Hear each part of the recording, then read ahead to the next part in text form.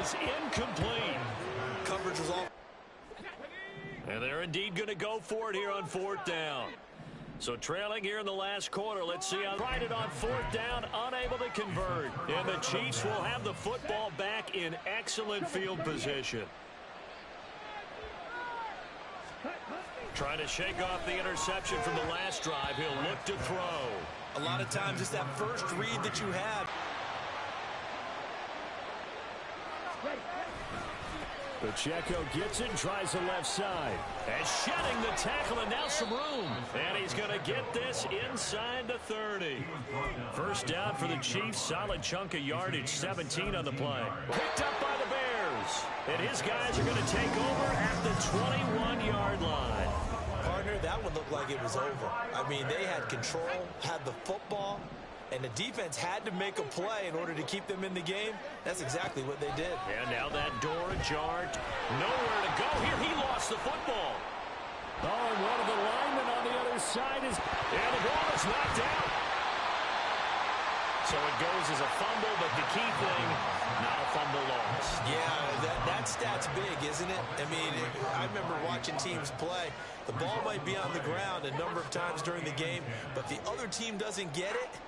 That's a huge difference in the ball game. And in this case, they were able to retain possession. To throw from his end zone. Dugan. Throw left side complete. That's more. And they're going to get this all the way out past the 20. Now a play fake here on 1st down. And the Chiefs are going to get him.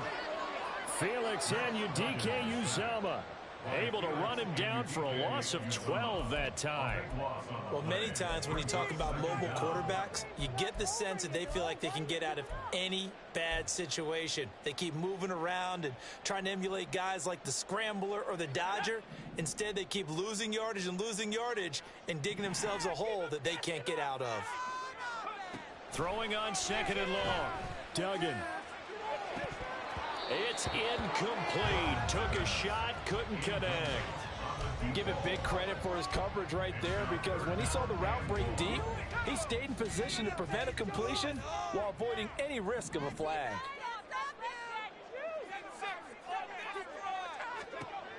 Throwing on 3rd and long. Dugan. Oh, that's into double coverage and intercepted. Picked off by Caleb Farley. And they'll start with great field position at the 41-yard line.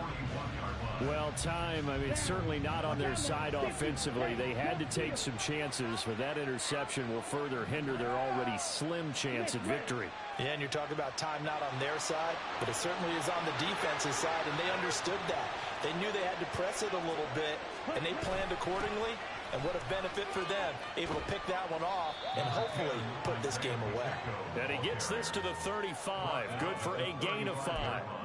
Got to figure now, after getting that turnover, they're just going to be happy to keep the ball on the ground, right? This is where covering the football, taking care of the ball, all the ball security terms that have ever been used, they come into play for the guys on offense right now. Just take care of it, and they've got a good chance of ending up winning this game.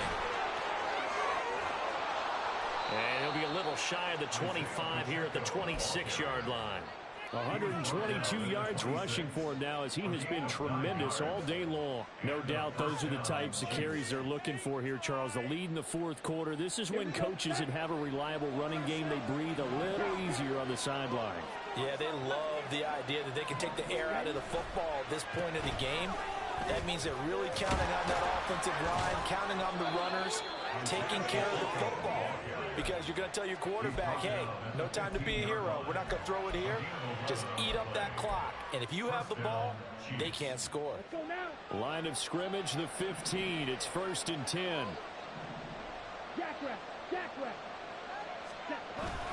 They toss it to Pacheco. And this time they were waiting for him, as he'll be knocked down before he can get back to the line of scrimmage. 2 yards the loss, 2nd and 12. On this day, the ground has been his, but at least on that individual play, we just saw the defense finally with a win. Yeah, they finally got one, and that's a win for them, but all game long, he's seen the holes, and they've been huge for him. Kind of like a baseball hitter in the zone. The ball seems bigger, and he's just whacking it. These guys, they've got it going today. It's a gain of maybe 3, but it's going to leave them with still about 8 or 9 to go on 3rd down. The recipe's pretty simple, I think, right? Just give your superstar the ball, continue to feed him. Yeah, don't overthink this one, right? Make sure he's touching the football, but you're also counting on his intelligence in playing the game as well. If it's not there, don't force the run. Just make sure you hang on to the football and keep the clock ticking. And he's going to come up well shy of the first here as the tackle's made right around the 12. 2 yards on the pick up there. It's 4th down.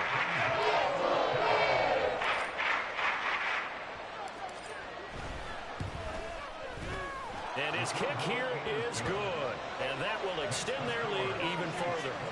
So they settle for just the 3, but clearly right now anything helps trying to salt this one away in the 4th. Without a doubt, obviously a touchdown probably would have been the final nail to finish this thing off, but they still ate up time, got points. So while it's not mission accomplished, it's darn close.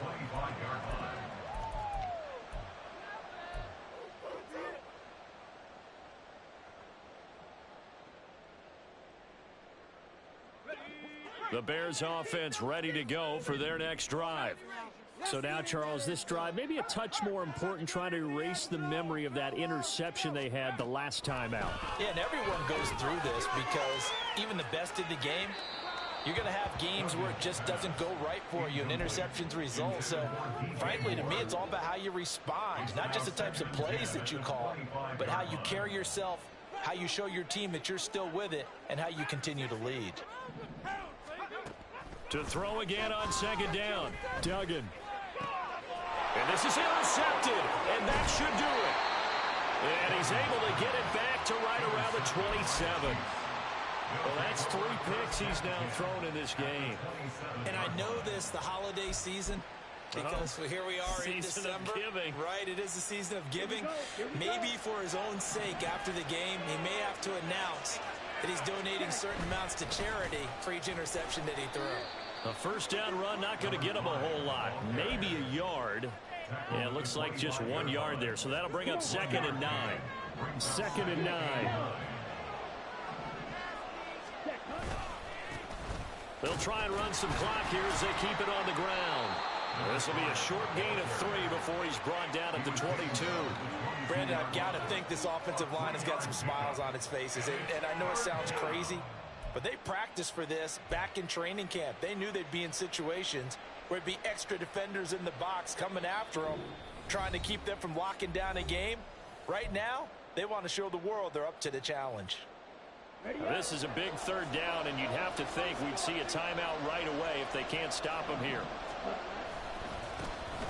And now here's a carry heading left. And he will lose yardage and be backed up to the 24. So on 4th down, Andy Reid decides to send in the field goal unit. This to make it a 3-score game late.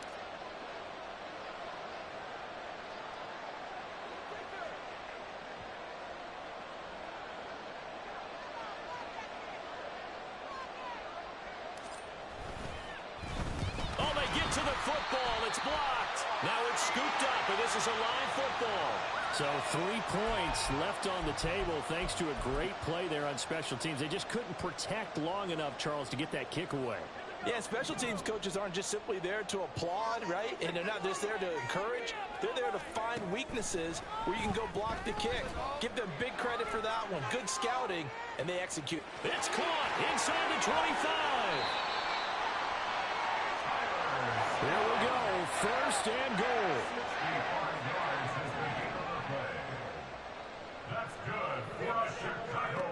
Operating from the gun, Dugan. And that is caught. And he has now tied the record. Touchdown. York now for the extra point. And that'll cut the lead down now to a touchdown.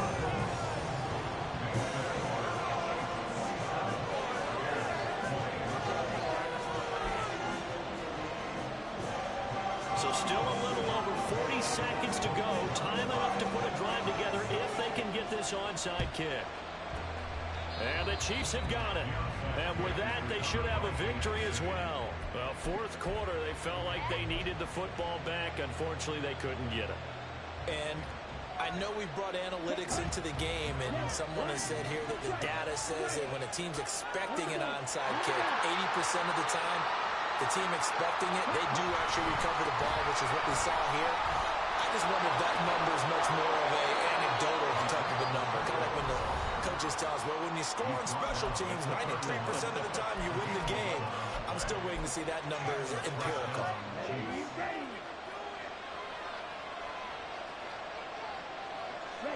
And they'll indeed take a knee.